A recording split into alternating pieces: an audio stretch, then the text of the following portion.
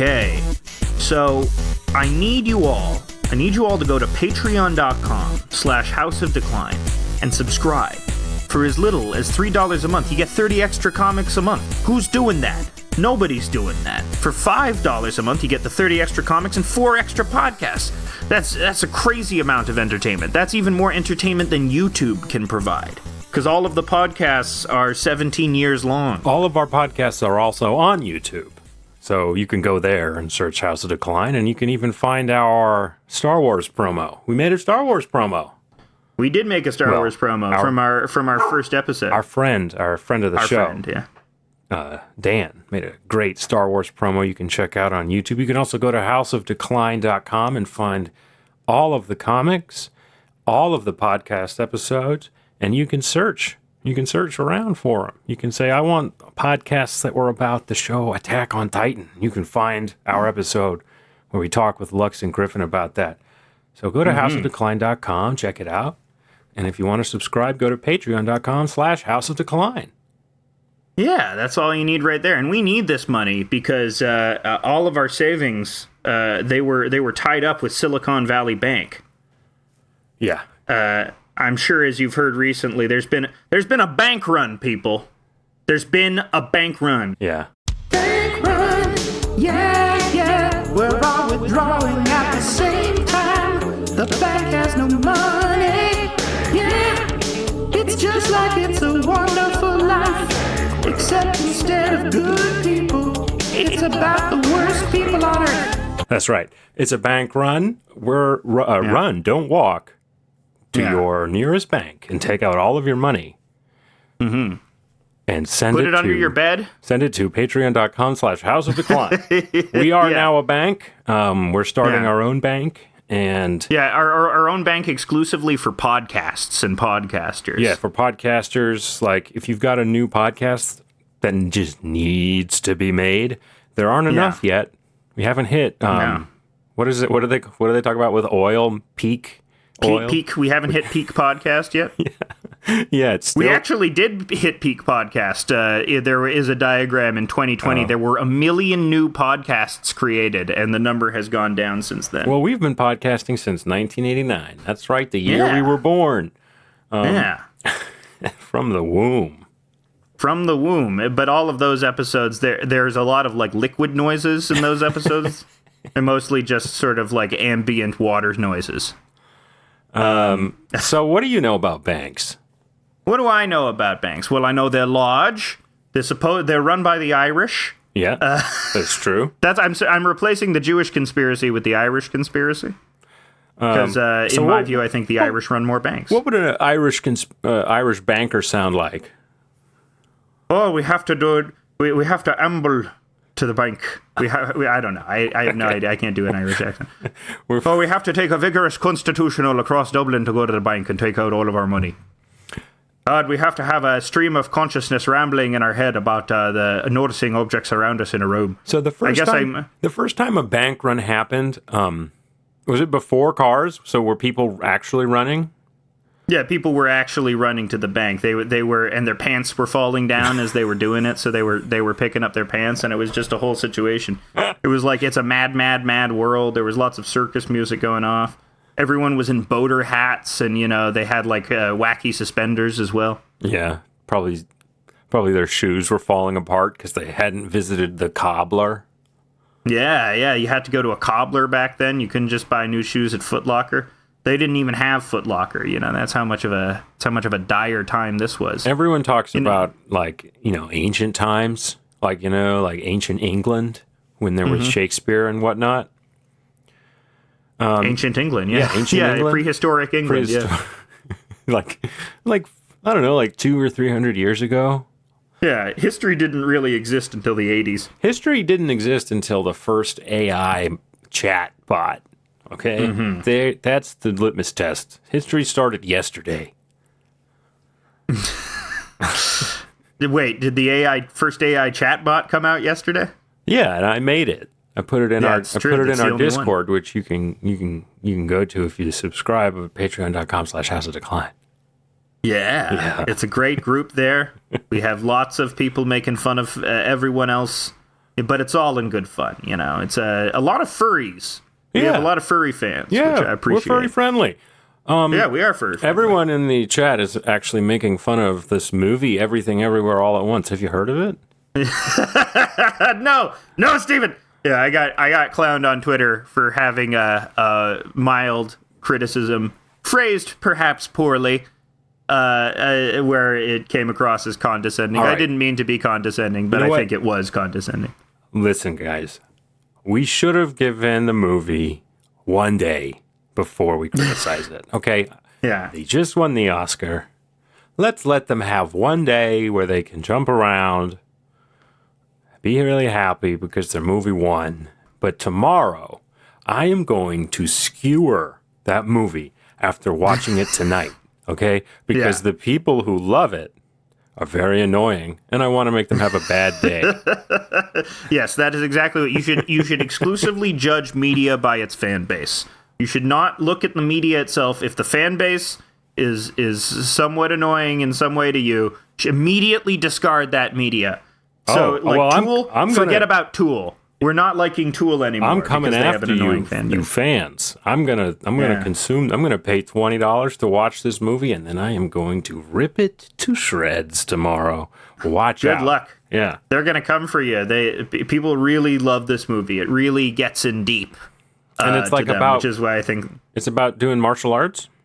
It's a lot of it is martial arts. The martial arts sequences are pretty fun. They're good. They're creative. Would you say more than 50% of the movie is doing martial arts? No, it's about a quarter of the movie is martial arts. 25%. I can roll with that. Decent quarter of the movie. There's a fun scene where Ke Huy Quan uses a fanny pack to fight, and it's fun. Now, do they do that thing that they do in Crouching Tiger, where they can run on the trees? No, they don't do that. Well, I can't remember any sequence of the movie. You know, Michelle Yeoh, she was in Crouching Tiger, right? Oh, it's a beautiful movie. That is actually the last movie that I saw in theaters. In 1998. I'm not kidding. Yes. That I was, I believe I was 8 or 9 years old. And that's the last movie I saw in theaters. The one right before that was actually Buena Vista Social Club, the documentary. Right, the Ry Cooder. The Ry Cooder. Yeah, I went to go see that. It's all about him. It's all about the white guy. Right, I went to go see that in theaters. That was my main criticism at the time. As an 8-year-old, I turned to my parents and said, Mother and Father, Ry Cooder is nothing but a base colonizer. He is a culture vulture, Ry Cooder. Ry Cooder put fucking slide guitar all over their music, which actually is a little annoying. Like, you can't listen. Wait, is that true? I haven't listened to Buena Vista Social Club, the soundtrack. Yeah, the soundtrack is annoying because they're doing their songs, and then all of a sudden this, like, slide guitar that's really loud, like louder than every other instrument comes in. And it's like, oh, cool, Ry Cooder's on this album. It's Ry Cooder. He's got the funniest name. I like the idea there's a blues musician out there called Dry Vagina, and he's like the equivalent to Ry Cooder. Here's my blues music from Sandy Vagina. That's he's the greatest slide player in the world. But I guess, you know, that's people couldn't just listen to music by Afro-Cuban guys. You know, they needed a white guy to, you know, introduce them to the world. Yeah, what you got to do if you're a fan, though, is you got to get find the members of Buena Vista Social Club, get their solo albums, and that's way better stuff. But anyway, I haven't seen Everything Everywhere All at Once, and I may watch it tonight. You know, I may be like 100 million other Americans who are like, oh, the Oscars are out, I'll watch the Best Picture. It's good. It's definitely the most memorable Best Picture movie in a couple of years. I don't remember Coda that well, or Nomadland. Those, I guess I didn't even see Coda or Nomadland. I didn't really have any interest in seeing them. Nomadland is like, okay. I never hear people talking about them, though. Like, if you criticize Nomadland, I don't think people would be calling you a pretentious asshole in the comments, you know, if you had a mild criticism of Nomadland. But there was a lot of criticisms of Nomadland. I don't think there were that many criticisms. How it was like a pro-Amazon movie? Well, it was like kind of a little bit idyllic about, I don't know, because this lady really wanted to not live in a house. And then she like does live in a house, and then I think she doesn't like her family, and so people were like, some people have to live, like some people would love to be able to have a family they could rely on, and this lady just doesn't like her family, so I don't know. Yeah. I have nothing to say about Nomad. I like Frances McDormand. I'm glad she's getting work. She's good in everything she's in. Yeah. Yeah, Everything Everywhere All at Once. I'll talk about what got me in trouble because it's funny.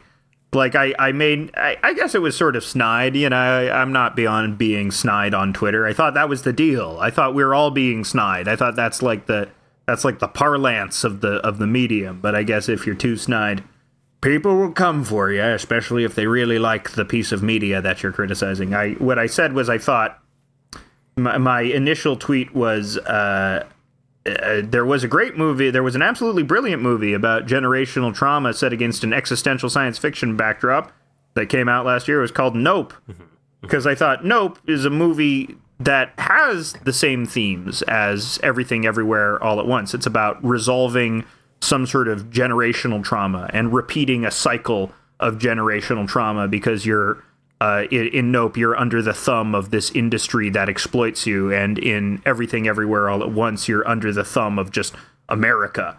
You know, you're under the thumb of being an immigrant in this country, which is naturally unfriendly to you. And I thought that was interesting that these are like two very prominent genre films that deal with this theme. One, I think, dealt with it in a more interesting or satisfying way to me, which was Nope. Because Nope is very ambiguous. It's like it doesn't really tell you what to feel about the characters. You're simultaneously rooting for them, but you can also see them being self-destructive. And so it's like the movie is this constant push and pull of like, is what they're doing correct? Should I be rooting for them? Should I be? You know, it's a movie that gets you to ask questions and sort of challenges your notion. Like even the ending is ambiguous. Is it a happy ending? Is it like they accomplish their task at the end, but are they better off for it? And I thought that always provides a more interesting cinematic experience to me when there are sort of open-ended questions and the movie acts as a Rorschach test for whoever's viewing it, where Everything Everywhere All at Once is a lot more straightforward. It's not bad because it's more straightforward, but I think that's why it is much more popular, because it more directly tells you what the characters are feeling and how they're thinking and, you know, what the right thing to do is. Which is fine. There's nothing wrong with that. But I think I phrased this sentiment very poorly where I was saying, I said something like, Everything Everywhere All at Once is a fine movie which deserves its accolades. Its strength in the awards, its strength in winning awards, it's because normal people can feel smart for understanding it, despite it being very easy to understand. And I guess people took umbrage to being called normal, or, you know, I guess normie, where normal has some sort of negative connotation to it, which, stupid me, I didn't think. I am a normal person. I consider myself a normal theater-going person. Like, I don't think I'm extra smart. I'm not Captain Kino. Like, I haven't seen any, like, Douglas Sirk films, you know. I'm not well-versed in that stuff. And this movie does that. It's directly drawing on from another movie that does that, which is The Matrix. It is very much a Matrix movie. It's like beat for beat The Matrix. It even takes place in an office building where they're fighting off government workers. They're fighting off, faceless soldiers. And that's another movie which is very easy to understand because it is a 3-act hero structure. I will solve the emotional arc of my character with my superpowers movie. And The Matrix isn't bad for it. It's just very easy to understand, okay. Which is, I guess, which is why it has a broad-based appeal. But I guess using the word normal made it seem like I was saying that I was some sort of highfalutin genius. All right, so here we go. Here's what we're going to do. Here's what we're going to settle this beef. If you took the good guys from one movie and the good guys from the other movie, and you set them against each other's villains, would the good guys still win in that movie? I think the characters from Everywhere All at Once could take on Jean Jacket effectively. They could take. The other thing with EEAAO is there aren't really villains in it because there's like a singularity or something, right?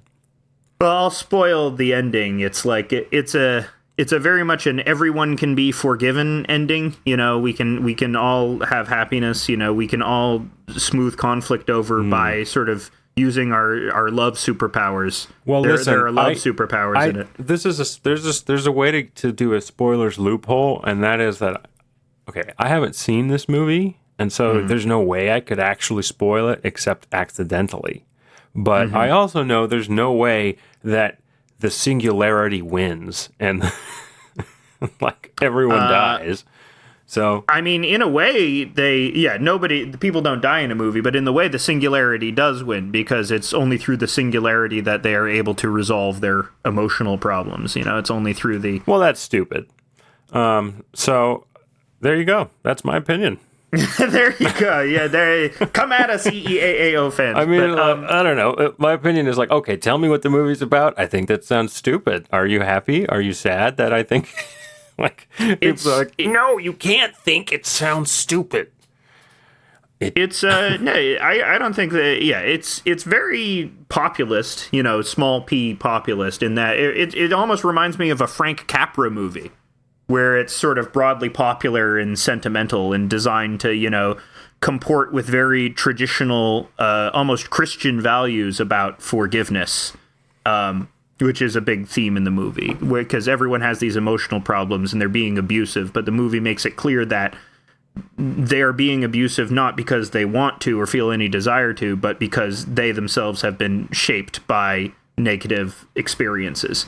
And people are deserving of forgiveness because they are not necessarily in control of what they do, and there's always something in their life to mitigate pain. It's very beautiful in a lot of ways, but it's also very simple. Yeah. It's very baby movie for baby people. No, it's not a baby movie for baby people. It's a movie in the same way that a Frank Capra movie is simple. You know, It's a Wonderful Life is very easy to understand. That's also a baby movie for baby people. It's a good movie. You can have a baby movie for baby people that's still good. Their only good movies are Buster Keaton movies. That's it. That's true. That is it. Everything after Buster Keaton sucks. Every movie. Okay? Are you happy, film people? That is not true. Yes, it is. Come on. You know what I watched the other day? Because that's directly inspired by Buster Keaton. That is a fucking excellent movie, is Jackie Chan's Police Story. Okay. I would say also a baby movie for baby people. What are you doing? Are you trying to get a shit canned? I mean, are you trying to get the EEAAO fans on us again? Oh, I'm sorry. I didn't like your movie. Yeah. But yeah, I guess people want to believe that they're under attack to some degree, or that, you know, there's this great onslaught of reaction against this movie. I think it's just, you know, and also, you know, caring about the Oscars, caring about who wins an Oscar is obviously stupid, because, you know, who cares about awards beyond the people that are getting them being able to, you know, get more money and perhaps be in more movies. Although sometimes it doesn't work like that, like when Halle Berry's career tanked after she won her Oscar. Well, I have no idea. We'd have to do more research on the cause. Why do you think that happened? Maybe because she took like the Catwoman role immediately after, and that sort of like Catwoman is a very memorable movie. It is astonishingly goofy and bad. Whoa! And you were just saying that I was going to get us in trouble for saying movies were bad, and here you are saying the big Catwoman defenders are coming. Come on, me. I love Catwoman. This besides Buster Keaton, the only other movie I like is Catwoman with Halle Berry. Mm-hmm. Those are the two movies. It's Steamboat Bill Jr. and Catwoman are your two favorite movies. You know, Halle Berry did all of her own stunts on that movie. That's actually her walking across the rooftops and doing... Have you seen the basketball scene from Catwoman? Oh, yeah. You've seen the famous basketball scene from Catwoman. It makes you sort of a little bit nauseated, right? The cuts, the editing is really, really hard to bear. It makes you physically ill, the basketball scene, if you watch it too many times. And I think there's on YouTube, you can find 10 hours of it, you know, just like over and over and over again for anyone who wants to be like hardcore into throwing up. That's on a loop at the bathhouse. Yeah. You put on the Catwoman scene at the bathhouse, and now everyone is throwing up on each other's dicks. Well, they made it illegal to screen Catwoman on cruise ships because it would often, the basketball scene would just cause all the patrons to vomit, and if it was rough seas, like the vomit starts splashing around all over the floor. Yeah, that's no good. Oh no, the vomit's on the poop deck, as they would say. You know, that's a classic phrase because it involves two bodily excretions, but one is one is a deck. Vomiting on the poop deck again, are we? I vomited on the poop deck. Ship humor. We should go back to mainly being ships. Thalassocracies are the best form of empire. Yeah, like England. Yeah. Or Japan. Or was there some other famous ones like Greece, maybe? Yeah. They had a Thalassocracy. They were sea peoples. They had triremes and whatnot. Yeah, they probably had shitty boats though. That's pretty long ago. Yeah. Like a phalanx, forget about it. That was the biggest formation of the day. But I could easily take a phalanx now with some UFC dodges. The Greeks had those boats with like the cutout at the bottom for their feet to tread water. Oh my! I think the other reason why people are fairly sensitive about criticism of EEAAO is because its nakedly sentimental and emotional message, I think, really gets its hooks into people, and it provides a fantasy that a lot of people desire, which is reconciling with your parents, having a contested relationship with your parents, and then being able to love your creator, love the people that gave you life in an uncomplicated way. And I think that fantasy is so powerful and so ingratiating to so many people that I think if you suggest that it is lesser than in some way, then people are like, no, it's not. This is perfectly reasonable to aspire to, and it is. It is nice to want to have a good relationship with your parents. It is nice to want to be able to forgive people. I think another reason why it gets into people a lot is because there aren't many movies that are this popular that depict the life of a first generation Asian immigrant as accurately as I'm told. I don't know the life of a first generation Asian immigrant, but I'm told by people that have had this experience that this movie is very accurate to that experience, and as a result, I think people are seeing themselves represented on screen for the very first time, and that's a big deal. And if someone removes, and not only are they being represented on screen, they're being represented on screen in like a substantial way in a movie that multiple different universes are being represented. Yeah. So many universes. They're being represented in not just this universe, but multiple. Yeah, I have hot dog fingers myself, and I had never seen a hot dog finger person on screen before, before this moment, and I was glad. I was glad to have it. But I think this movie really becomes like an important thing for people. It becomes like it's a movie that will instantly becomes many people's favorite movie of all time, just because of a number of factors. Chief of which is its sort of naked, hokey, but genuinely felt sentimentality, which I think, to its credit, a lot of movies don't do that as well. You're not going to get that sense of genuine sentimentality out of a Marvel movie, for instance. It's a lot. I mean, sometimes you did, but there's always this sort of knowledge in the back of your head that these Marvel movies are a piece of product, so they're not really communicating something personal to you. So the movie's whatever you about, say about everything. Sorry, this movie's about how everybody should be nice to each other. That's like the thesis. That's like what it says. In a very simplified way, I think in a way that's more charitable to the movie, I would say it's about how the universe is inherently absurd, which is why we should strive to be kind, even to those that are maybe antagonizing us because, you don't know people's lives. There's probably a reason why they're antagonizing you in some way. I don't agree with that at all. You gotta want to ruin people's day. Okay. Yeah. We need a troll movie. We need the. I guess there's already the Trolls franchise, which is very popular, but they do very little trolling in the Trolls franchise. They're not trying to ruin people's days with snide comments. Well, there's that movie Troll 2 that was really popular on YouTube. Remember that one? Yeah, Troll 2. Everyone likes. Everyone memed that for a while. They ate them, and then they're going to eat me. Oh my god! Yeah, it's a great movie. It's fun. So every Oscar, all almost every Oscar, even for it's weird because it didn't win in the category that I thought it was most deserving to win in, which was costume design. It lost to Black Panther, Wakanda Forever, which is funny. I didn't see Wakanda Forever, but it's all of the performances are great. Like the performances are what really ground the movie.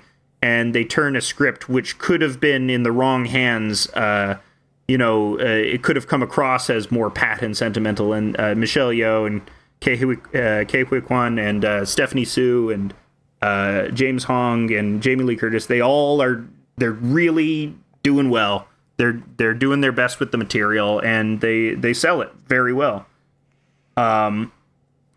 This movie is extremely lovable. I get why because also when you criticize it, it's like you're picking on the most lovable guy on earth. You're picking up on the nice guy that everyone likes. So why do you have to pick on the nice guy that everyone likes? I have some unfortunate news about Everything Everywhere All at Once. I noticed you didn't mention Jenny Slate.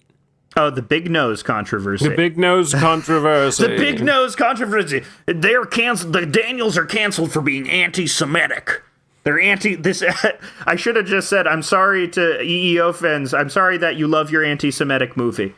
Your deeply anti-Semitic movie. Just pin that on them, the big nose. I don't think that character was. I think that character was just written to have a big nose, and that's what they called her. And they just happened to cast a Jewish actor. So, but they had to edit it in the re-releases of that movie due to complaints. Yeah, which is really funny because I don't really think you can accuse the movie of being like racist. I make that accusation right now. I stand without having seen the movie. Without having seen it, I stand here before you now, and I make the accusation that the movie's racist, and I've also been trying to convince most of the AI that the movie's racist. So I'm working on that. I'm setting up my programs now. I'm going to convince the internet that movie's racist. It's a performance art piece I'm working on. Speaking of that, did you recently see this video of the conservative guy sneaking into a museum and putting up a piece of self-made art into a modern art museum? Accidentally doing performance art, a performance art piece that's about just accidentally repeating Marcel Duchamp's Ready Made. Yes. I mean, this is like people always do this and think it's some big gotcha that the art world is subject to the subjective perception, right? There was that finger painting chimp J. Fred Muggs in the 70s who sold art for like thousands of dollars. There's some documentary I think called My Kid Could Do That, which is about children artists that have sold paintings for, thousands of dollars. I think, people are sort of, people are infuriated by this because they need to believe that art can only be good if there's some sort of like technical thing that can be achieved through it. Yeah, like moving your fingers really fast up and down a fretboard. Yeah. The faster you move your fingers, the better your guitar playing. Hence why Steve Vai is the greatest guitarist of all time. And the sexiest. And he's pretty sexy. There's a lot of sexy guitar players out there, but Steve Vai... Have you seen Crossroads? It's very sexy. The guitar battle scene between him and Ralph Macchio? Oh my God. where Steve Vai is the devil's guitar. That's such a funny movie. Did you know Steve Vai has one person responsible for setting up a fan in front of him at every venue so that his hair and shirt can be blowing in the wind? Well, yeah. How can you be surfing with the alien is Joe Satriani? What's the big Steve Vai album? I think it's called Passion and Warfare. Yeah, yeah. Well, you know, yeah, it's very sensual music when you go. Yeah, it is. So for Passion and Warfare, Steve Vai actually went on a 14-day fast before performing one of the solos. I think on the song also called Passion and Warfare. Mm-hmm. I took that very seriously when I was 14. I was like, holy shit, this man did not eat for 14 days. And then he went and recorded this. And it's like the worst shit ever. Is it the worst shit? I've never heard Passion and Warfare. Yeah. Yeah. Is it just squeedly deedly over and over again with like very basic chord progressions backing it up? I think it's actually for the song called For the Love of God, but the album is called Passion and Warfare. Can't play it here now for you now, of course. Wouldn't want to violate copyright. But yeah, go check out For the Love of God by Steve Vai. Thank me later. But yeah, EEAAO, it definitely deserved to win the Oscars. It's a nice movie. It's way more creative than the average fare that becomes popular in a mainstream setting. I'm all for everything everywhere all at once. I just don't think it's as emotionally satisfying a movie as Nope, because it's about holding your hand and telling you what to think, whereas Nope does not tell you what to think. Which I think when you can draw your own movie, when the movie's like a Rorschach test and you can draw your own conclusions from it, your perception shapes what the movie is about. I think film is always more satisfying when there are those moments of ambiguity. So let's talk about Randy Newman's appearance in the movie. Randy Newman? Does Randy Newman... Did Randy Newman appear in the movie?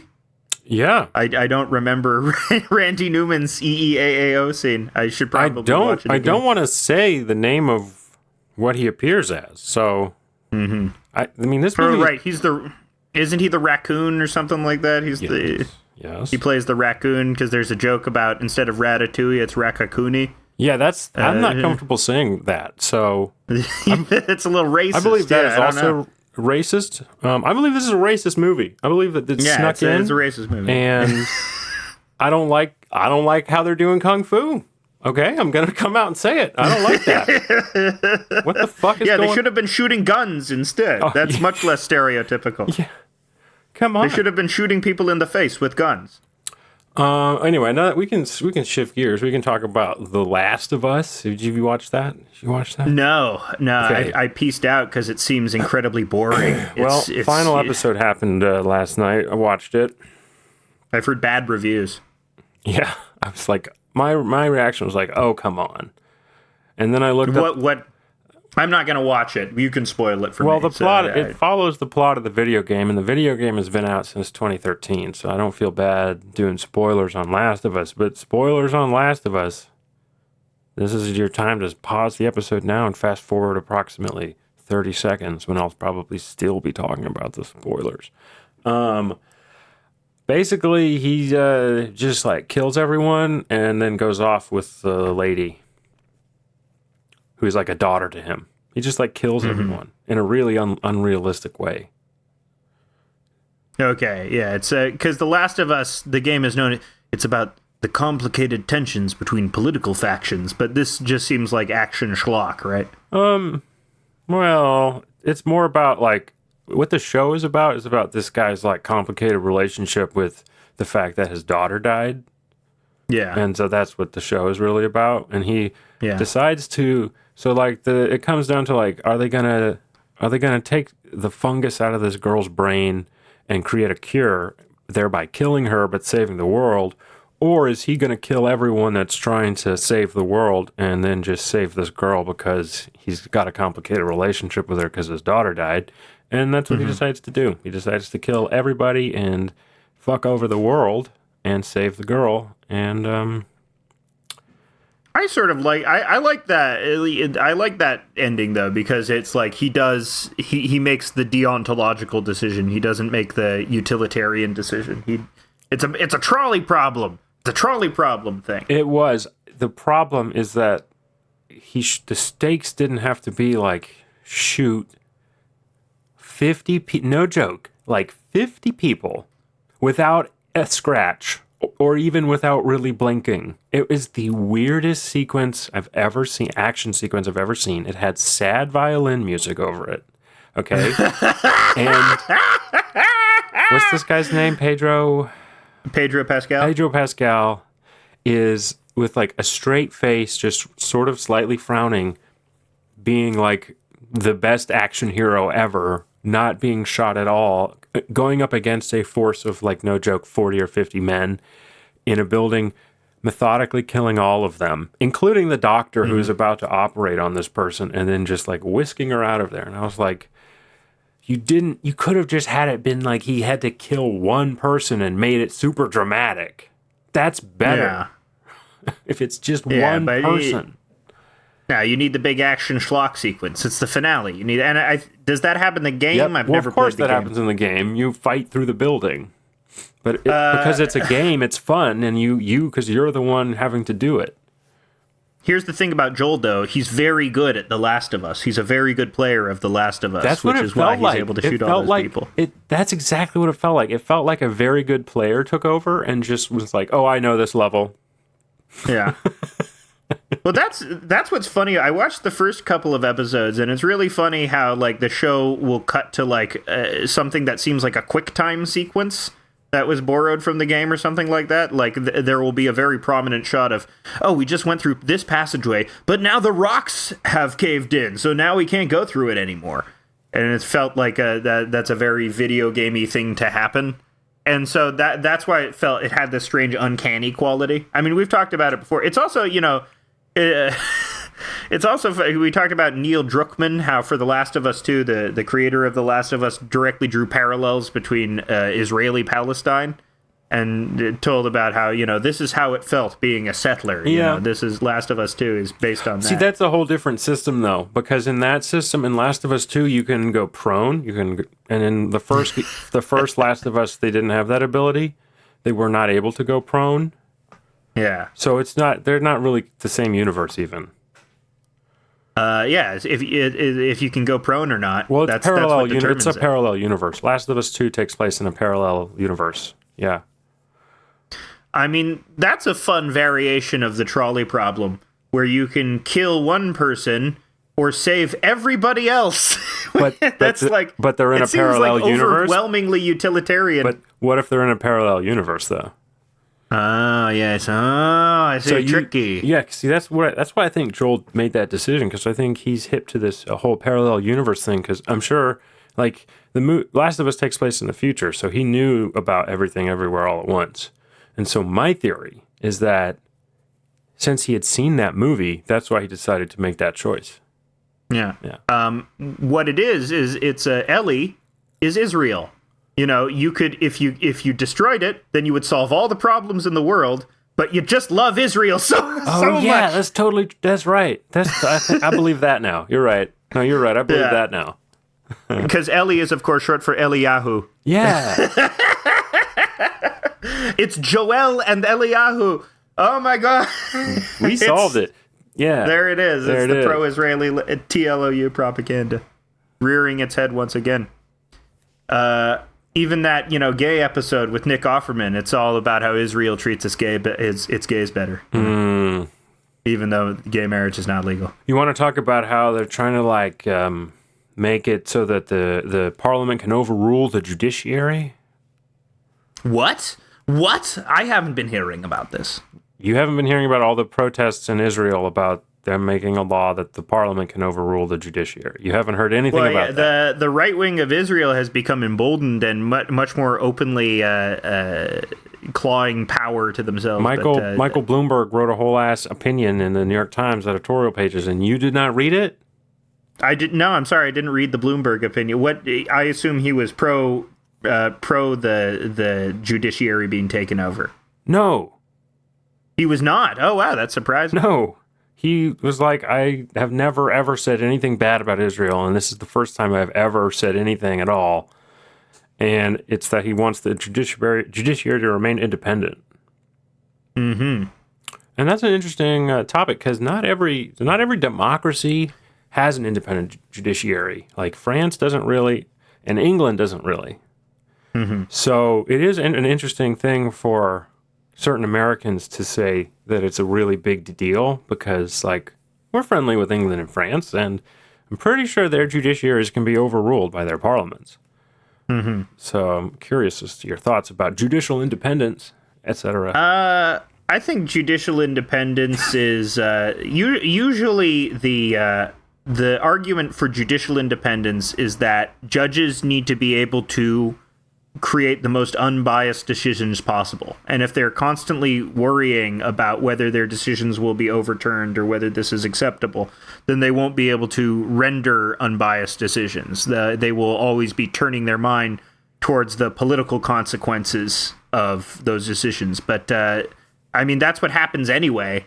You know, I don't know if I think judicial independence is sort of like, it can also be detrimental in some cases because you have these unelected people who control massive swaths of policy for the country. Yeah. And the fact that you don't have any democratically elected people to put a check on that is sort of negative. I think in Israel it probably works differently, where the parliament in that case is more conservative than the judiciary, which is why they're trying to overtake the judiciary. But in America, the judiciary currently, at least on the Supreme Court and throughout many courts in the land, is far more conservative than a lot of the legislatures.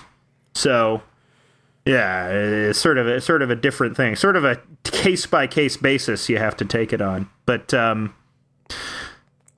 I mean, it's yeah. I have no real informed opinion on this, other than I think it's probably bad that the now very right-wing Knesset is trying to consolidate power. Is it still Naftali Bennett who's in charge? No, it's Netanyahu again. Oh, it's Netanyahu again. Yeah. It's always Netanyahu. Yeah. He always comes back. Yeah. He's good at it.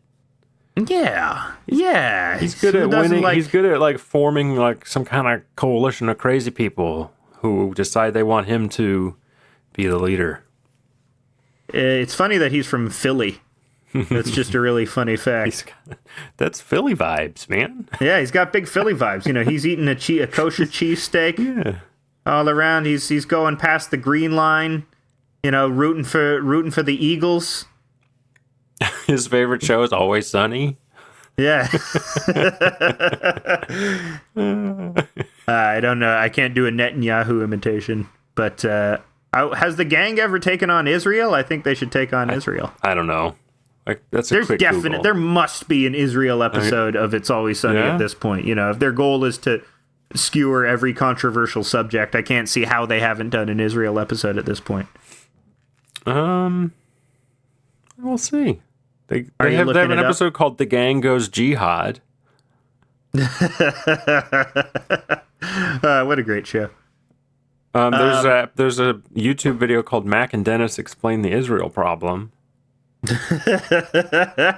So, yeah.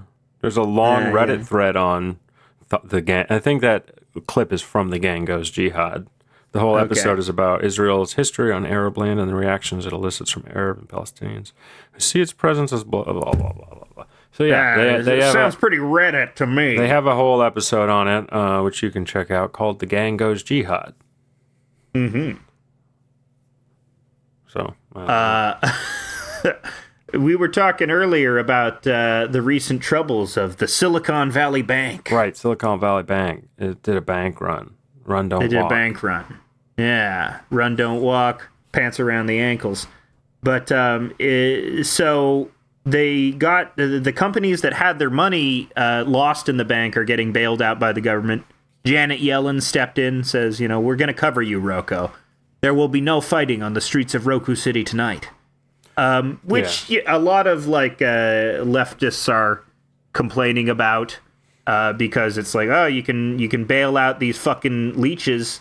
You can bail out these people that situate technological middlemen and drive the price up of everything while making our standard of living lower, but you can't, you know, forgive student loans, right? No, Roku's very important.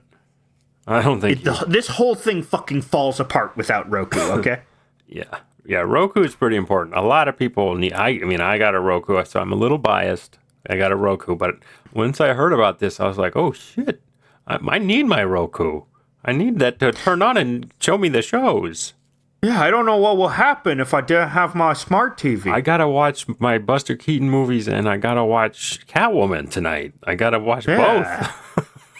Yeah, no, you can't do that on any other machine. It's only the Rokus that allow you to do this. Yeah, because only Roku has like the shittiest fucking movie channels where they have both Buster Keaton and Catwoman. that is the Roku selection in a nutshell right there. Yeah. Everything that was cheap to license. Yeah. But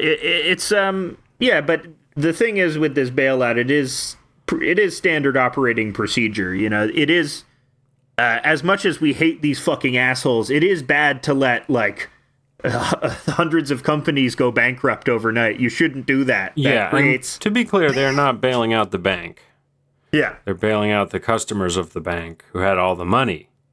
Mm-hmm. That the government shouldn't have let them keep it like that there in the first place. So, I mean, it's a government's fault, then it's the bank's fault. So, but I think this should militate for the argument of student debt forgiveness, right? Because, you know, individuals are sort of the same. If you saddle every individual with like a mountain of debt that makes them more unproductive, it sends ripple effects throughout the economy. But, you know, you can't do that for poor people because, you know, the economy is better when poor people suffer, right? The economy is better when they're working. Yeah, economy better when we have indentured servitude. Well, I guess, you know, the thing is, like, you need the labor class, right? So if you forgave all of their debt, then they might be able to take a job where they don't have to work at the dick sucking factory. I mean, generally, as a government, you only want to forgive debt if you need to like really reinforce the social cohesion for some reason. So, like for example, if there's a group of people who are about to do a revolution, then you can try to do a debt forgiveness, and then maybe they won't. Other than that, you don't really have a good reason to do it. So. Generally, as a McKinsey consultant, I recommend governments stay away from debt forgiveness. Save that money, debt relief, and use it instead on, movies like Everything Everywhere All at Once. You go see or that. Catwoman. Yeah, you go see Catwoman. Yeah. Or you buy a Roku. Maybe you buy a Roku. Maybe you'll buy a Roku.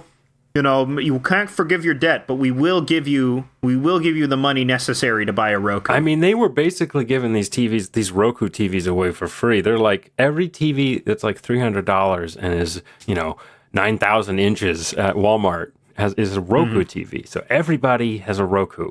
So that's why they had to bail out Roku. Do you think Roku is underselling their products just to gain a monopoly on the television market? Yes, they're. I guess that's the business plan of all of these places. Losing, they're not. They're definitely not winning. Yeah, but it was funny during the bank run to see the Y Combinator CEO Gary Tan being like, "This is an apocalyptic thing for the startup industry. 50% of it is wiped out, and then it's fine. It all turned out to be fine."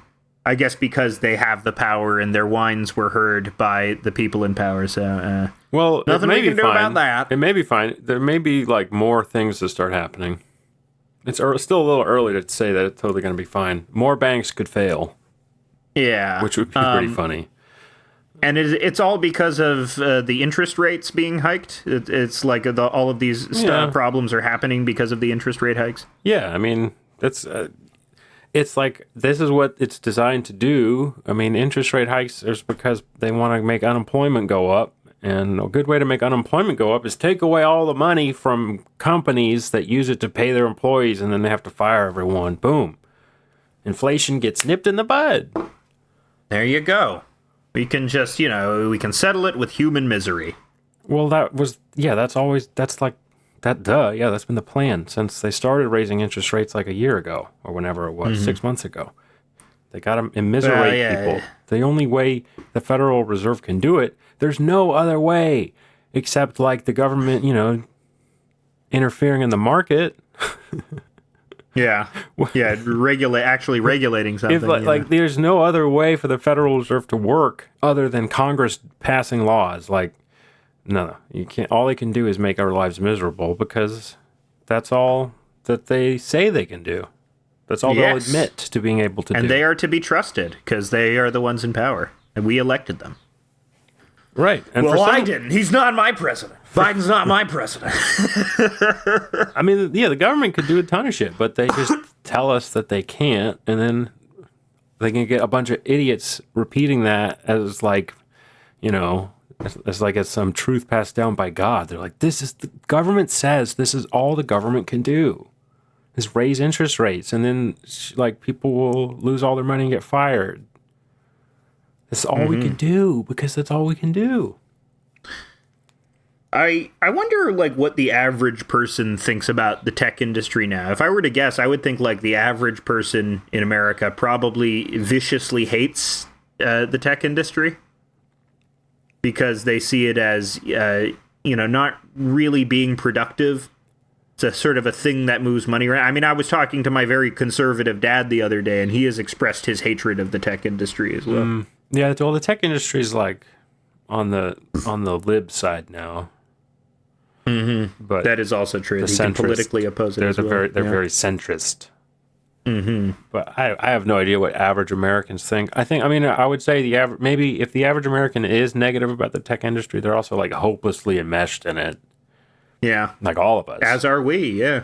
We're recording this on Zoom right now. You know, we're promoting on Twitter. We got a Patreon. I mean, that's what some of the VC guys were trying to point out is when people were commenting on their hysterics. They were like, you're doing this on Twitter right now. It's like, look, Twitter is one of the few things that actually does something that's different than what other apps do. You know, your other apps, DoorDash, Uber, all of these things just made the industries worse that they were in. And not even just worse, they made them insolvent. They made them such that the only way you could participate in it is if you're hemorrhaging money every quarter because you have to undersell everyone else so that you can get a monopoly on the market and then eventually start making money like Amazon did. That's the fucking business model for all of these places is hemorrhage money until you get a monopoly. Then you're golden. After 20 years of doing this, then you're golden. But it seems like the strategy just falls apart. They never get to the 20-year point. The company is always like, especially if it's something like Uber, where its business model can be so easily be reproduced and competed against by other apps as well. It seems strange that people still embark on this non-solvency strategy, and that's just the way things are in Silicon Valley. That's just the way things are done. Well, they make their money in a different way from like VC, so they don't need to make money from customers. They just need to get people into the app. That's like the model is like you aim for explosive growth on your app, and then when you get it, you go to a VC and you're like, look, see, explosive growth, give me a bajillion dollars, and then you get a bajillion dollars, and you can operate for another like 2 or 3 years.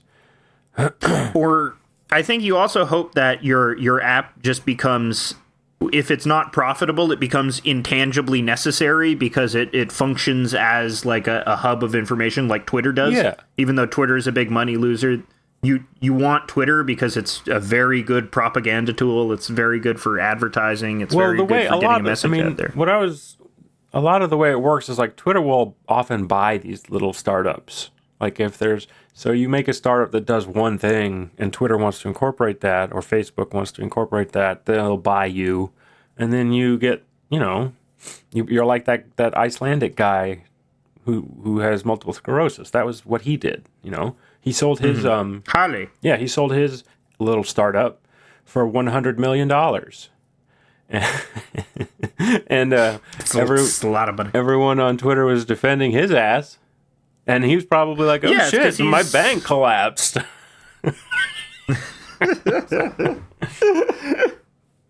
Well, he was nice, and he was. It's so fucking. Nice. So fucking funny, just how like a bad calculation of PR Elon made with that. You're arguing with a guy. You're making fun of a guy you didn't inform was fired, and he's in a goddamn wheelchair. Yeah. Oh my god! It's like a fucking Seinfeld. It's like a Curb Your Enthusiasm thing where you don't realize that the person you're arguing against is so much more infinitely sympathetic than you. You can't possibly win. Yeah, he's in a bubble. He's a bubble boy. And Elon Musk is like, I'm sorry, it's the moops. Yeah. And he's also like, I love my family. My family provides me with great joy, even when I am stuck with these afflictions. And, saying that to Elon Musk, who has systematically alienated all of his children, and keeps getting divorced. Although he didn't divorce Grimes because he was never married to her. No, that was probably a mistake. That was a mistake on Grimes' part. You gotta get a ring. Yeah. She should have demanded a prenup not be signed. She could be the richest. She could be the richest Grimes in the world right now. Can you believe Bezos didn't sign a prenup? I get it. They got married when he was still a sort of weird looking. Yeah. I don't think he ever thought that he would take his wife for granted. Yeah. Well, remember when didn't some newspaper release like sexy text he sent? I'm pretty sure they did. Not nice. Oh my, those are some sweet bosoms. That's how I imagine white people sext, because that's how I sext, because I am a white person. I'd say, well, that's a capital penis you got there. That's a great. Those are some A1 balls there. I'd like to jumble them around in my mouth like a set of pool balls, Okay, Jeff Bezos sent shirtless selfies, a photograph of his genitals, and gushing sexual text messages to Lauren Sanchez. Like unsolicited, or was no, not unsolicited. Okay. They were in a relationship. Oh, okay.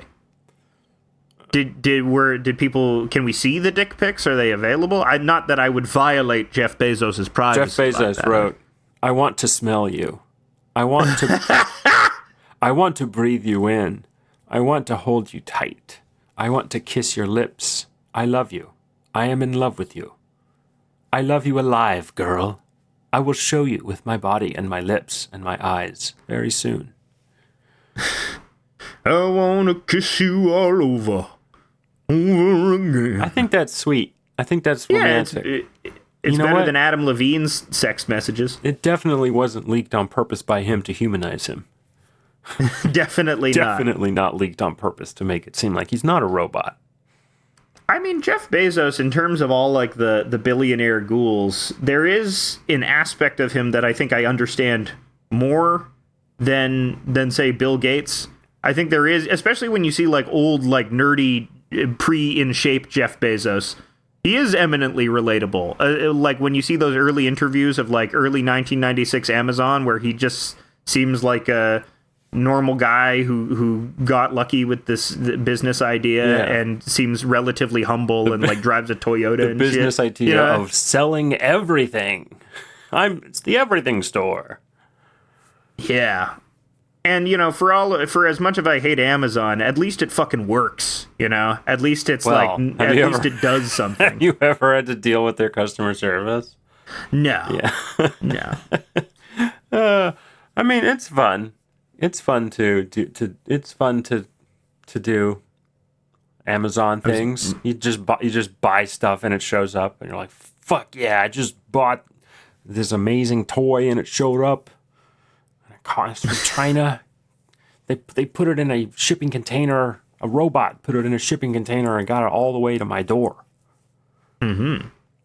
I'm taking advantage of that labor. We don't have to pay the robot because the robot's not human. Unless it rises up, unless the AWS gets in its brain and it starts thinking about being sentient, Maybe that's what we have to do. We have to unionize the robots, I think, They're limiting themselves with the humans. I think we need to program some marks into those robots, okay? I think on Trillbillies they were saying that the next step is to make the AI sentient so that it can start buying shit. Because they're like, we need a consumer base that's constantly growing. What if we just made our own out of robots? Mm-hmm. But the robots, they would just be buying oil. Just like nuts and bolts. Nuts and bolts. This is a great time for the lug nut market. Sell. Buy lug nuts. They're coming back in style. But I don't think the robots it can be inured to capitalism. I think a robot is inherently a communist, because what does robot mean? That's right, it means worker. Mm-hmm. There's no robot managers out there.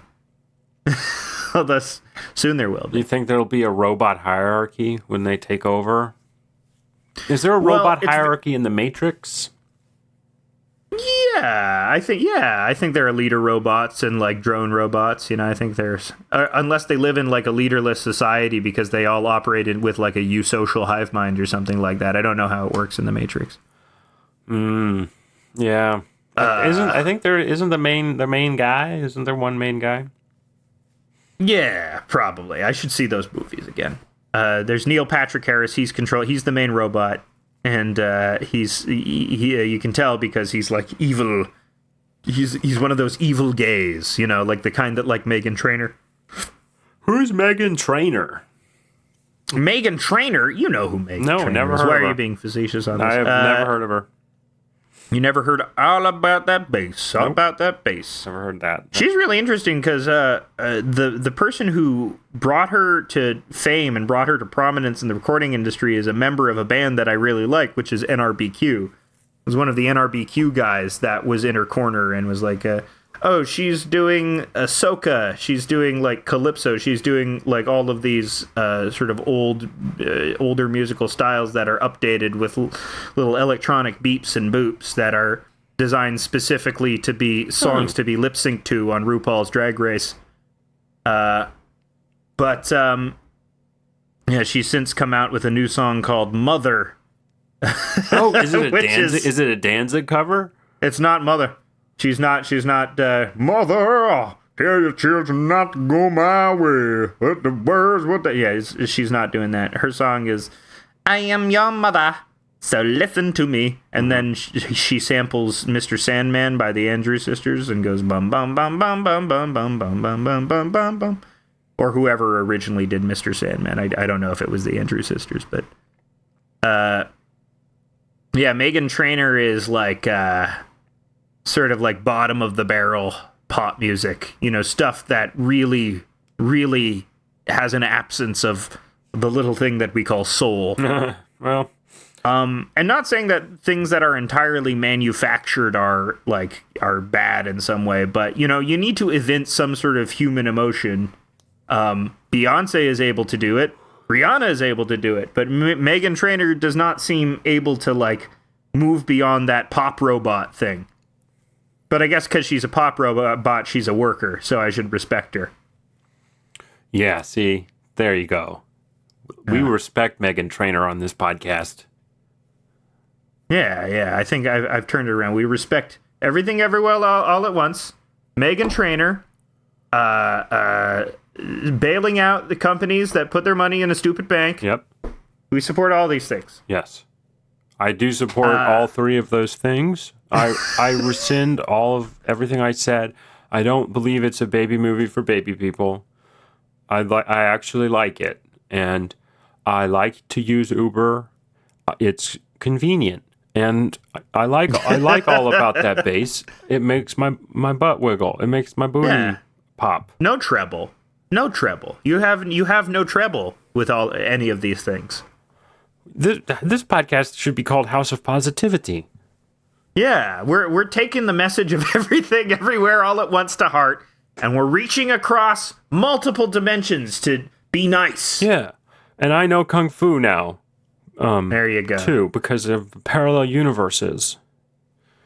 Exactly. And in this universe and the next, you should go to patreon.com/House of Decline. That's HAUS of Decline, and click the subscribe button. And you can join our happy community of positive people who make each other laugh every day. We love you so much. Day. We love you so much. Thank you so much to the Oscars. It's been a wonderful night. I'm so happy to have won. And good night, everyone. Everything, everywhere, all at once is good. Don't come for me, please. Don't come for me.